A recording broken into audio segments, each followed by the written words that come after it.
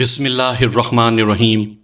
سامعین کرام، آپ سن رہے ہیں اردو کہانی بانگڑو، جس کے مصنف ہیں ایم اے راحت، اور یہ اس سلسلے کی قسط نمبر 30 ہے۔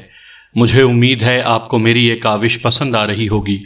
آپ نے اگر ابھی تک میرا چینل کہانی گھر سبسکرائب نہیں کیا تو ابھی میرے چینل کو سبسکرائب کر کے بیل نوٹیفیکیشن آن کر لیجئے تاکہ آنے والی ہر نئی کہانی کی اطلاع بر وقت آپ تک پہنچ سکے۔ تنویر نے کوشش کی تھی کہ اس کے کپڑوں کی سرسراہٹ تک پیدا نہ ہو پائے۔ شیکی نوشاب کے سامنے دست بستہ کھڑا ہوا تھا۔ اس کی حالت عجیب سی تھی۔ وہ بالکل کسی ایسے غلام کی مانند نظر آ رہا تھا جو اپنے آقا کے سامنے کھڑا ہو۔ تب تنویر نے سنا شیکی کہہ رہا تھا، کیا عرض کروں، بس کیا عرض کروں۔ کیا بات ہے شیکی بھائی، آپ کچھ پریشان نظر آ رہے ہیں۔ نوشاب نے کہا، ہاں، یہاں کا ماحول واقعی پریشان کن ہے۔ میری سمجھ میں نہیں آتا کہ اب کیا کرنا چاہیے۔ نوشاب، کیا تم لوگ یہاں سے جانے کا کوئی ارادہ نہیں رکھتے؟ شیکی کہہ رہا تھا، نہیں، ہمارا کوئی ارادہ نہیں ہے، اور پھر سچی بات تو یہ ہے کہ افریقہ کی فضاؤں سے کہیں زیادہ حسین تو ہمارے وطن کی فضائیں ہیں۔ افریقہ کی زندگی سے تو میں اکتا گئی تھی۔ بس یوں محسوس ہوتا تھا شیکی صاحب کہ جیسے ہم دیار غیر میں زندگی بسر کر رہے ہوں۔ اپنا وطن اپنا ہی وطن ہوتا ہے۔ گویا پھپھا جان اب یہاں سے جانے کا کوئی ارادہ نہیں رکھتے۔ ہاں بالکل، وہ تو تایا جان بھی انہیں گھر سے باہر جانے کی اجازت نہیں دے رہے۔ ان کی خواہش ہے کہ ابھی ڈیڈی آرام کریں، اس لیے کچھ نہیں کیا، ورنہ ڈیڈی یہیں کاروبار کا ارادہ رکھتے ہیں۔ اس کے بعد تمام دولت افریقہ سے یہاں منتقل ہو جائے گی۔ صرف دولت؟ شیکی نے سوال کیا۔ کیا مطلب ہے تمہارا؟ میرا مطلب ہے دولت کے ساتھ خاندان بھی ظاہر ہے وہیں ہوگا جہاں ہم لوگ ہوں گے۔ نوشاب نے جواب دیا، گویا میرے والد صاحب بھی افریقہ سے واپس آ جائیں گے۔ شیکی نے پوچھا، کیوں، تمہیں ان سے خوف محسوس ہوتا ہے؟ نوشاب مسکرا کر بولی، ہاں، باپ ہمیشہ ڈرنے کی چیز ہے، لیکن بقول تمہارے پھپھا جان بھی تو تمہارے لیے باپ ہی کی حیثیت رکھتے ہیں، تو ان سے کیا میں نہیں ڈرتا؟ شیکی نے سوال کیا۔ ہاں، ڈرتے ہو۔ نوشاب، آپ یہاں کیسی زندگی گزار رہی ہیں؟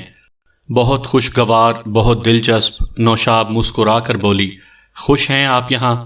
بہت خوش ہوں، نوشاب بولی۔ ان خوشیوں میں آپ ہمیں تو بھول گئی ہیں۔ نہیں، ایسی تو کوئی بات نہیں، آپ لوگ مجھے یاد ہیں، بس آپ کی تفریحات سے مجھے دلچسپی نہیں ہے، حالانکہ یہ تفریحات ہی زندگی ہیں۔ کمال ہے شیکی بھائی، آپ تو بڑی سنجیدہ گفتگو کرنے لگے ہوئے ہیں۔ ہاں، بہت سے احساسات جاگنے لگے ہیں ذہن میں۔ یہ اس دیس کی آب و ہوا کا کمال ہے۔ ممکن ہے ایسا ہی ہو۔ بہرحال میں آپ سے صلح کرنا چاہتا ہوں۔ صلح؟ ہمارے آپ کے درمیان جنگ کہاں ہے، اس سے انکار نہ کرو۔ نہیں شیکی بھائی، کوئی جنگ نہیں ہے، بس آپ دونوں کی احمقانہ باتیں پسند نہیں تھیں۔ کون سی احمقانہ باتیں؟ جو آپ کرتے رہے ہیں۔ یہاں بھی آپ لوگوں نے مجھے بدنام کرنے میں کوئی کسر نہیں چھوڑی۔ مجھے احساس ہو گیا ہے نوشاب۔ اس احساس کا کوئی نتیجہ بھی نکلا؟ نوشاب نے مسکراتے ہوئے پوچھا۔ ہاں، نکلا ہے۔ کیا؟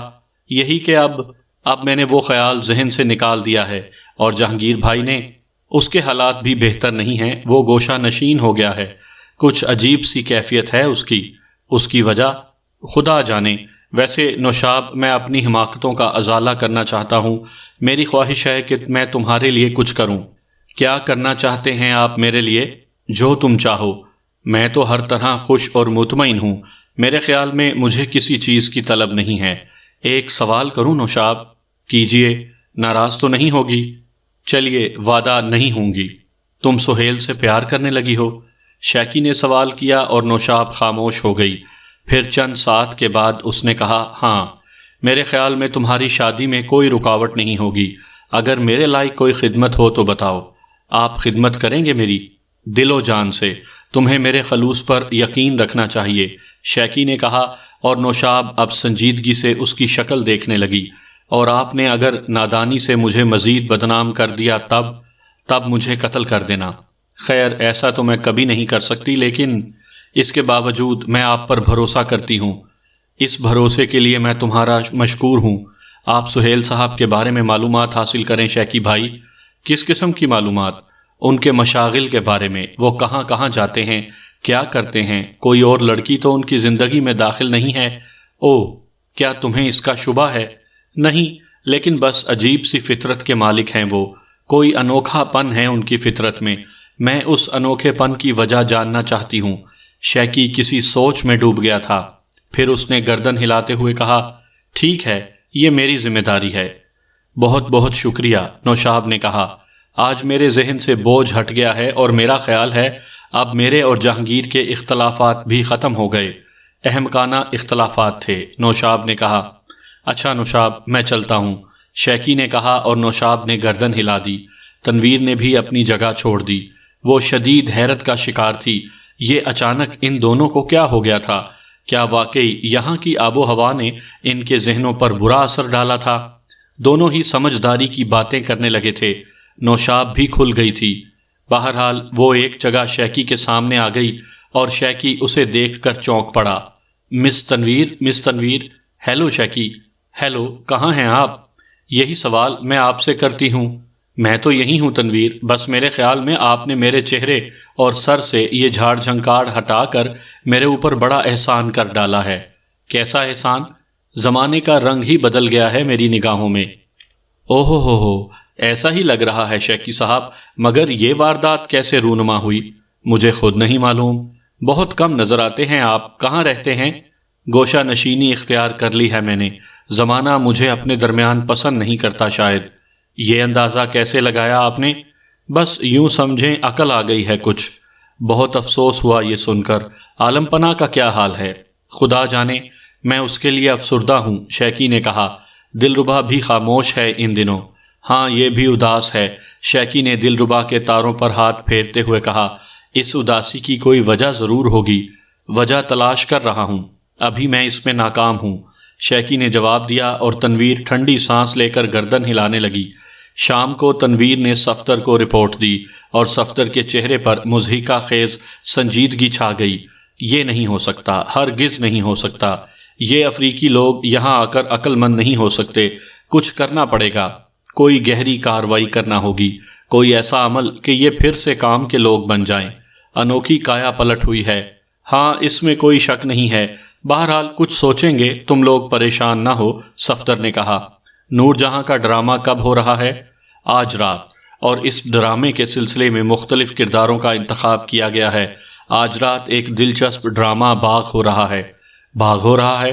یہاں اسٹیج نہیں، باغ ہو رہا ہے، کیونکہ یہ ڈرامہ باغ میں ہوگا اور اس میں کئی کردار کام کر رہے ہیں۔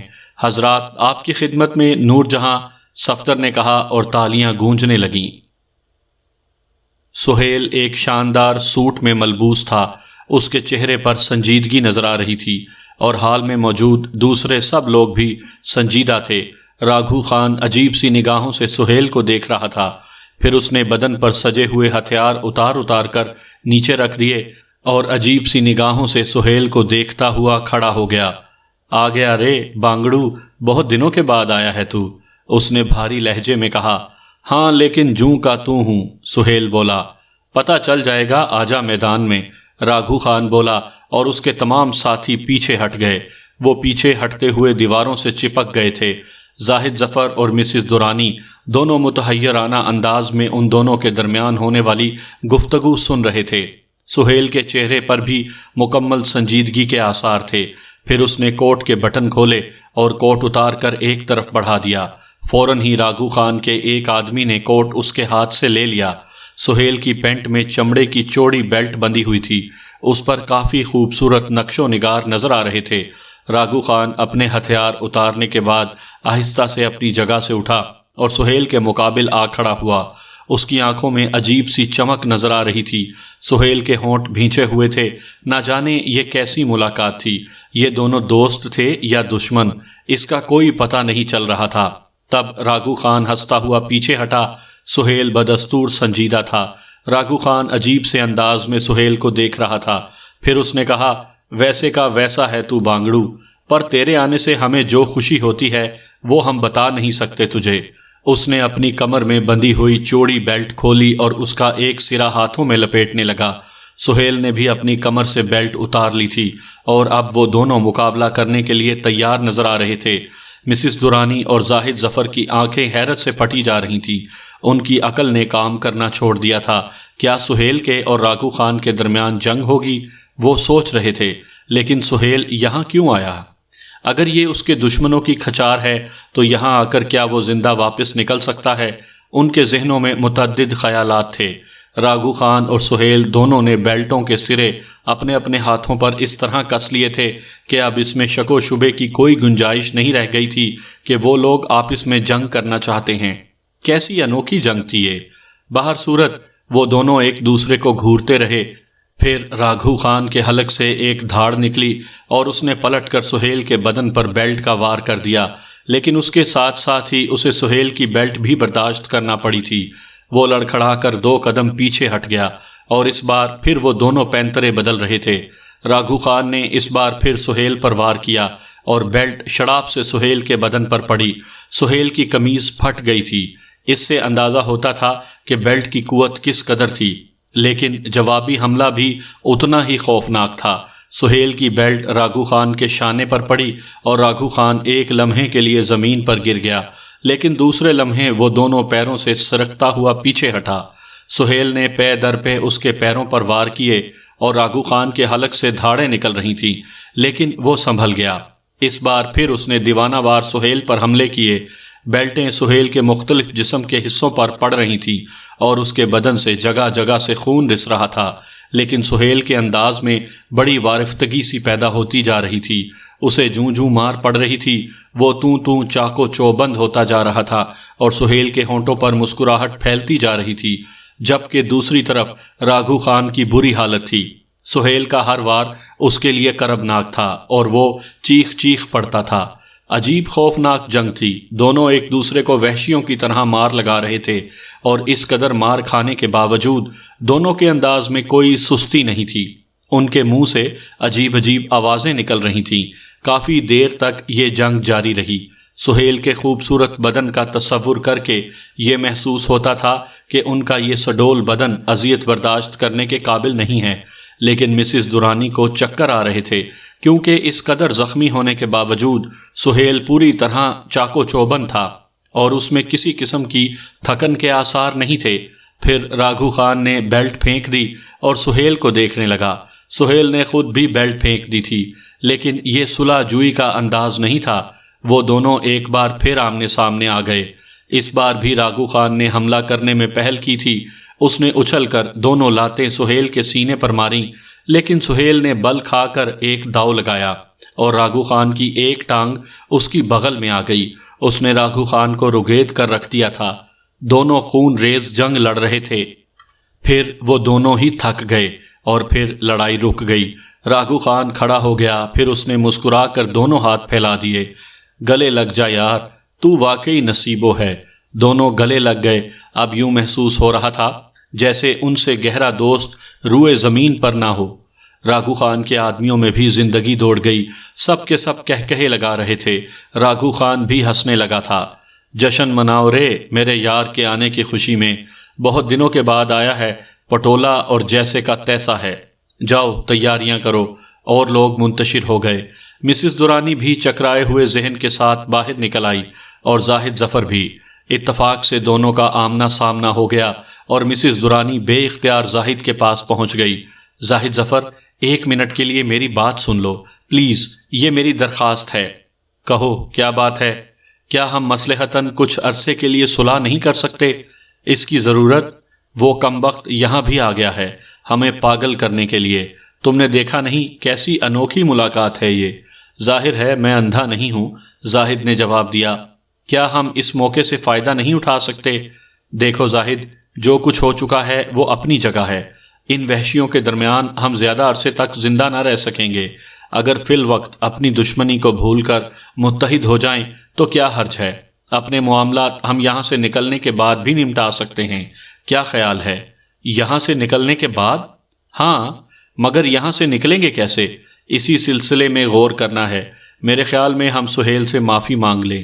اگر ہم اس کوشش میں کامیاب ہو گئے تو میرا خیال ہے یہاں سے نکلنے میں دقت نہ ہوگی۔ وہ معاف کر دے گا۔ کوشش کرنے میں کوئی حرج نہیں ہے، لیکن یہ کوشش مشترکہ ہونی چاہیے۔ ایک شرط پر، زاہد ظفر بولا۔ کیا شرط ہے؟ تم اس کے سامنے خود میری پوزیشن صاف کرو گی اور اس سے کہو گی کہ تم نے ہی مجھے بہکایا تھا، زاہد ظفر نے کہا، اور مسز درانی کے چہرے پر خوف کے تاثرات نظر آنے لگے۔ نہیں زاہد، یہ ذمہ داری تمہیں لینی ہوگی، میں یہ تیسری غلطی کر چکی ہوں، مجھے معافی نہیں ملے گی، جبکہ یہ تمہاری پہلی غلطی ہوگی۔ مان لو زاہد، تمہاری وجہ سے میری زندگی بچ جائے گی، مسز درانی نے التجا بھرے لہجے میں کہا، اور زاہد ظفر سوچ میں ڈوب گیا۔ پھر اس نے گردن ہلاتے ہوئے کہا، چلو ٹھیک ہے، کوشش کیے لیتے ہیں۔ سیٹھ کانجی والا نہ صرف شہر بلکہ ملک کی مقتدر ہستیوں میں شمار ہوتا تھا۔ اس کا کاروبار ملک میں ہی نہیں بلکہ دنیا کے بیشتر ممالک میں پھیلا ہوا تھا، اور غیر ممالک میں بھی اس کے بے شمار دوست تھے۔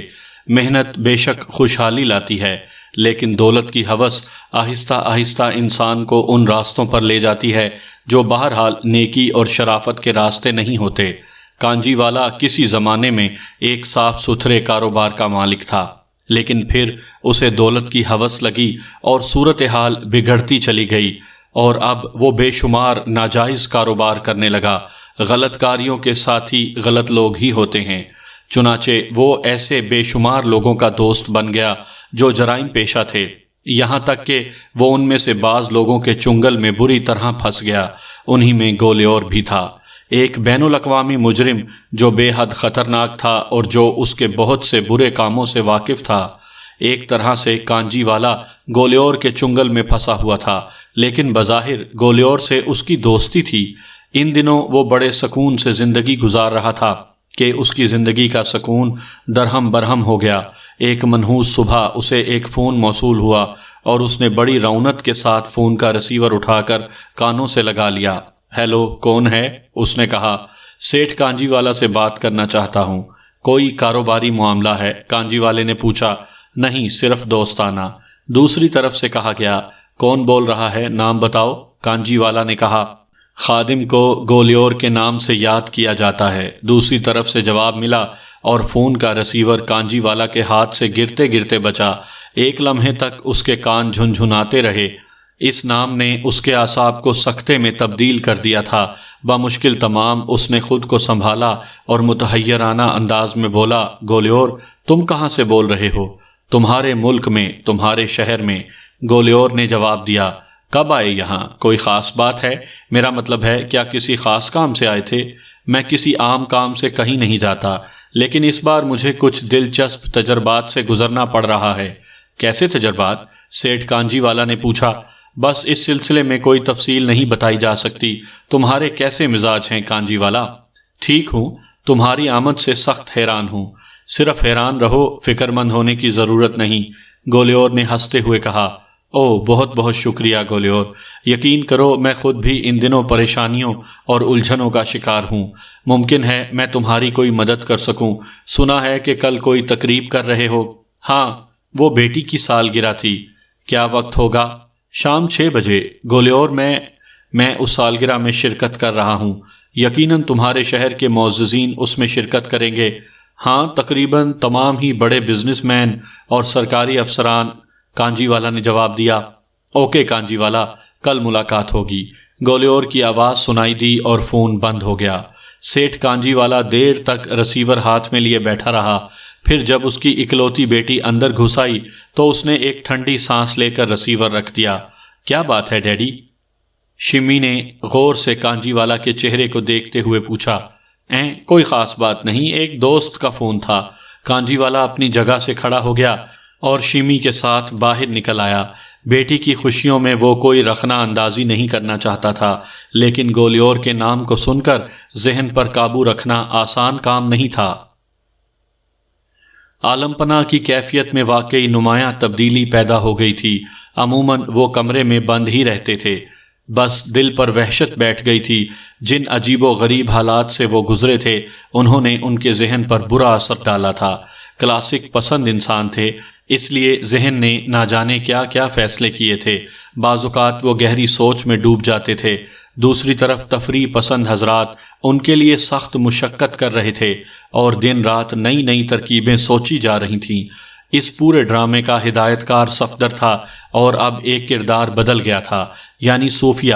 صوفیہ تنویر کی نسبت زیادہ بہتر تھی، یہ دوسری بات تھی کہ وہ ایسے معاملات میں ذرا محتاط رہتی تھی، لیکن شیطان صفت صفتر نے بہرحال اس معاملے میں اسے گھسیٹ ہی لیا تھا، اور اب وہ خود بھی اس کے لیے تیار ہو گئی تھی۔ 2 دن تک وہ صرف تیاریاں کی گئیں۔ ایک مخصوص لباس تیار کیا گیا تھا، اس کے علاوہ بھی کچھ اور کام کیے گئے تھے۔ بالآخر اس کھیل کا آغاز ہو گیا۔ تیسرے دن ایک پوسٹ مین نے ایک پارسل لا کر دیا جو جہانگیر صاحب کے نام پر تھا۔ پارسل جہانگیر صاحب کو پہنچا دیا گیا اور وہ حیران رہ گئے۔ انہوں نے پارسل کی مہر دیکھی، کوئی اندازہ نہ ہو سکا کہاں سے آیا ہے یہ پارسل، یہاں کون ان کا رفیق تھا۔ پارسل سے خوشبو مہک رہی تھی۔ کھولا گیا تو ایک کتاب برآمد ہوئی، اور کتاب کا عنوان دیکھ کر وہ چونک پڑے۔ کتاب کا نام تھا نور جہاں۔ عالم پناہ حیران رہ گئے تھے۔ کتاب کھولی تو قدیمی طرز کی تحریر میں ایک پرچہ ملا جس میں لکھا تھا کہ جہانگیر، عہد وفا یہ تو نہ تھا، تمہارے وعدے یوں تو نہ تھے، زمانے کی گرد نے تمہیں اتنا دھندلا دیا کہ اپنی نور جہاں کو بھول گئے۔ میری راتیں تنہا ہیں، میرا وجود تنہا ہے، اور تم مجھ سے اس قدر گریزاں، مجھے تم سے یہ امید تو نہ تھی۔ میں تمہارا انتظار کر رہی ہوں جہانگیر، انتظار کروں گی، تمہاری نور جہاں۔ کیا بکواس ہے، عالم پناہ نے خوف زدہ انداز میں کہا، اور کتاب جلدی سے ایک طرف رکھ دی۔ وہ آنکھیں پھاڑے اسے گھور رہے تھے۔ مذاق کیا ہے کسی نے، لیکن کس نے؟ تنویر کے علاوہ اور کون ہو سکتا ہے؟ اسی نے یہ کہانی سنی تھی، لیکن تنویر، کوئی بات ان کی سمجھ میں نہیں آ سکی۔ دوپہر کے کھانے کے بعد وہ جب واپس آئے تو کمرے میں مسحری کے عین نزدیک ایک اور پرچہ رکھا ہوا تھا۔ کاغذ پرانا تھا، لکھا تھا، رات کو 1 بجے پائیں باغ میں بطخ کے مجسمے کے قریب انتظار کروں گی، نور جہاں۔ عالم پناہ کا دل دھک سے رہ گیا۔ گزری ہوئی کہانیاں انہیں یاد آنے لگیں، اور وہ خوف کے عالم میں سکڑ کر رہ گئے۔ نہیں نہیں، میں نہیں جاؤں گا، انہوں نے دہشت کے عالم میں کہا۔ لیکن اس کے بعد کا وقت شدید پریشانیوں کا وقت تھا۔ نہ جانے کیا کیا سوچتے رہے۔ پھر شام ہو گئی۔ رات کا کھانا بھی ٹھیک سے نہیں کھایا گیا تھا۔ کمرے میں گھستے ہوئے خوف محسوس ہو رہا تھا، لیکن دل کی بات کسی سے کہہ بھی تو نہیں سکتے تھے۔ خاموشی سے بستر پر لیٹ گئے۔ دیوار گیر گھڑی نے 11 بجائے۔ وہ دماغ سے سارے خیالات نکال کر سونے کی کوشش کرتے رہے، لیکن نیند نہیں آ رہی تھی۔ آخر کتاب کس نے بھیجی ہے؟ اور وہ تحریر رات کو 1 بجے، 12 بجے، اور پھر 1 کا گھنٹہ بھی بج گیا۔ گھڑی نے جوں ہی 1 بجایا، دفتن موسیقی کی ایک آواز ان کے کانوں میں گونجی۔ یوں لگتا تھا جیسے کسی نے پیانو کے سروں پر انگلیاں پھیر دی ہوں۔ وہ اچھل پڑے۔ یہ آواز کیا صرف سماعت کا وہمہ ہے؟ اگر نہیں تو کہاں سے آئی؟ وہ اٹھ کر مسحری پر بیٹھ گئے اور وحشت زدہ نگاہوں سے چاروں طرف دیکھنے لگے۔ دفتن ان کے عقب سے ایک سرگوشی ابھری، شہزادہ حضور، اور وہ مسحری سے نیچے گر پڑے، لیکن پھر فوراً ہی اٹھ کھڑے ہوئے۔ کون ہے؟ کون ہے؟ انہوں نے گھگیائی ہوئی آواز میں پوچھا۔ نور جہاں۔ کیا بکواس ہے، کہاں ہو تم؟ وہ چاروں طرف دیکھنے لگے۔ مسحری کے نیچے جھانک کر دیکھا، کوئی نہ تھا۔ اس مختصر سے کمرے میں کوئی ایسی جگہ بھی نہیں تھی جہاں کوئی چھپ جاتا۔ مجھے بکواس کہہ رہے ہو جہانگیر؟ آواز دوبارہ سنائی دی، اور عالم پناہ کو پسینہ آ گیا۔ آواز سرگوشی کے انداز میں تھی، لیکن صاف سنائی دے رہی تھی۔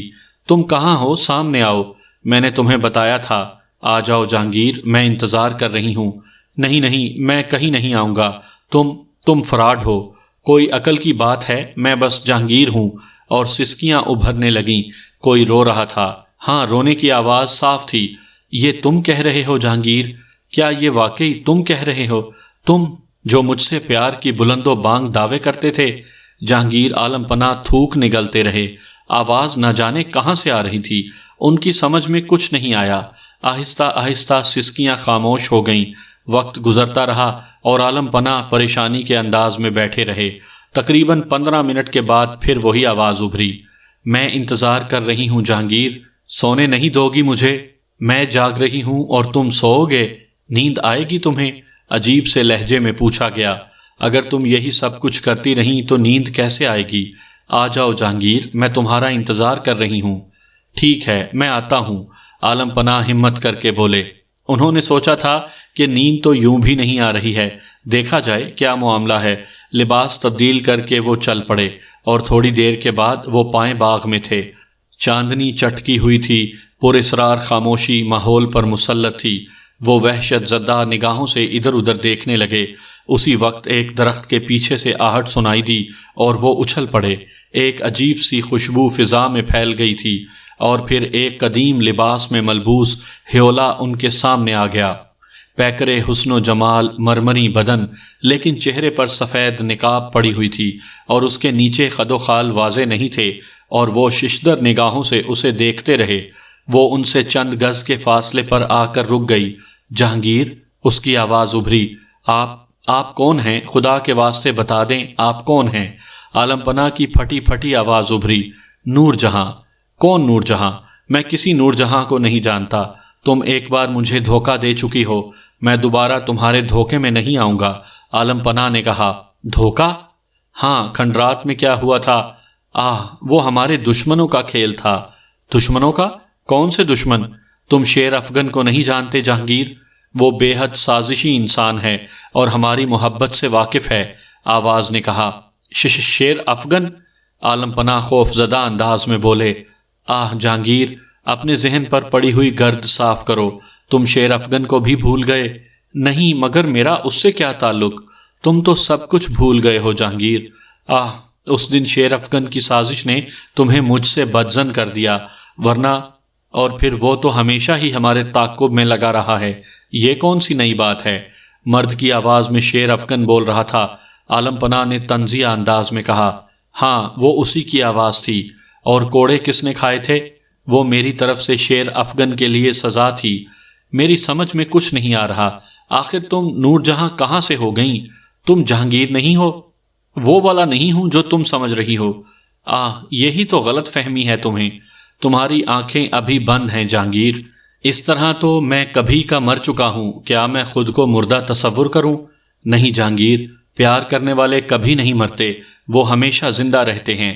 تم بھی زندہ ہو، میں بھی زندہ ہوں۔ افسوس، اب میں تم سے محبت نہیں کر سکتا۔ کیوں؟ آخر کیوں؟ اس لیے کہ میں اکبر والا جہانگیر نہیں ہوں، بلکہ تم وہی ہو۔ یہ میں تم سے زیادہ جانتی ہوں۔ بیٹھ جاؤ، کھڑے کھڑے تھک گئے ہوگے۔ عالم پناہ پریشانی سے اسے دیکھتے رہے۔ ابھی تک وہ مرد کی آواز میں نہیں بولی تھی، ہنٹر بھی نہیں تھا اس کے ہاتھ میں، اور کوئی خاص بات نہیں ہوئی تھی۔ اس کا لہجہ اس قدر محبت سے بھرا تھا کہ عالم پناہ کا دل ڈاواں ڈول ہو رہا تھا۔ اس محبت بھرے لہجے کو کیسے ٹھکرا دیں؟ وہ پریشانی کے عالم میں بیٹھ گئے۔ نور جہاں بھی ان سے کچھ دور ایک گھاس کے قطع پر بیٹھ گئی تھی۔ اس کی حسین آنکھیں عالم پناہ پر جمی ہوئی تھیں۔ ان آنکھوں میں ایسی محبت، ایسی وارفتگی تھی کہ عالم پناہ کو شرم آنے لگی۔ اب کچھ باتیں کرو، وہ بولے۔ تمہاری خاموشی پر غور کر رہی ہوں، تم اس قدر خاموش کیوں ہو؟ کوئی بات میری عقل میں آ ہی نہیں رہی۔ مجھ پر یقین کر لو، سب ٹھیک ہو جائے گا۔ زندگی کی سب سے بڑی حقیقت یقین ہے، صرف یقین۔ یقین میں عقل شامل ہو جائے تو اس کی موت ہو جاتی ہے۔ تو مگر میں تو وہ جہانگیر نہیں ہوں۔ وہی ہو، میں جانتی ہوں۔ یہ بات تم بھول گئے ہو، لیکن مجھے یاد ہے، مجھے اچھی طرح یاد ہے۔ پھر مجھے اب کیا کرنا چاہیے؟ محبت، صرف محبت، جواب ملا۔ لوگ کیا کہیں گے؟ کورے باطن ہیں، حقیقت کی آنکھ سے نہیں دیکھ سکتے۔ وہ تمہارے مرتبے تک کیسے پہنچ سکتے ہیں؟ ایک عام انسان میں اور شہنشاہ ہندوستان میں کوئی فرق تو ہونا چاہیے۔ میں عام آدمی نہیں ہوں، ہرگز نہیں، نور جہاں نے جواب دیا، اور عالم پناہ کے دل میں خوشی اور مسرت کا طوفان امڑنے لگا۔ ان کے انداز میں اب تبدیلی پیدا ہوتی جا رہی تھی، وہ اس کے کرب سے مسحور ہوتے جا رہے تھے۔ پھر انہوں نے کہا، تم نے مجھے پریشان کر دیا ہے نور جہاں، میری سمجھ میں کچھ نہیں آ رہا۔ اپنے چہرے سے یہ نقاب ہٹا دو۔ نہیں جہانگیر، پہلی غلطی مجھ سے ہوئی تھی۔ اس وقت میں تمہارے سامنے بے نقاب آ گئی تھی۔ ہمارے دشمنوں کو موقع مل گیا تھا اور انہوں نے تمہیں مجھ سے بدظن کر دیا۔ دشمن؟ جہاں پناہ بولے۔ ہاں جہانگیر، ہزاروں دشمن ہیں ہمارے۔ تم نے زندگی کا طویل عرصہ یہاں سے دور رہ کر گزارا ہے، تم بہت کچھ بھول گئے ہو۔ آہستہ آہستہ تمہیں یاد آ جائے گا، سب کچھ یاد آ جائے گا۔ تعجب ہے، عالم پناہ گردن کھجاتے رہے۔ رات بہت ہو چکی ہے جہانگیر، اب آرام کرو، کل آؤ گے؟ تم بتاؤ، تمہارے دل میں اگر میری محبت دوبارہ جاگ اٹھے تو ضرور آنا، میں انتظار کروں گی۔ اب جاؤ۔ تم کہاں جاؤ گی؟ عالم پناہ نے پوچھا۔ رات کے تاریک سناٹوں میں میرا بسیرا ہے، ویرانے میری پناہ گاہیں ہیں، بس وہیں جاؤں گی اور دوسری رات کا انتظار کروں گی۔ اچھا، خدا حافظ، رات بہت گزر چکی ہے۔ عالم پناہ گردن ہلاتے ہوئے وہاں سے چل پڑے۔ چند قدم چل کر انہوں نے پلٹ کر دیکھا، وہ اپنی جگہ کھڑی تھی، لیکن جب انہوں نے دوسری بار پلٹ کر دیکھا تو وہاں کوئی بھی نہیں تھا۔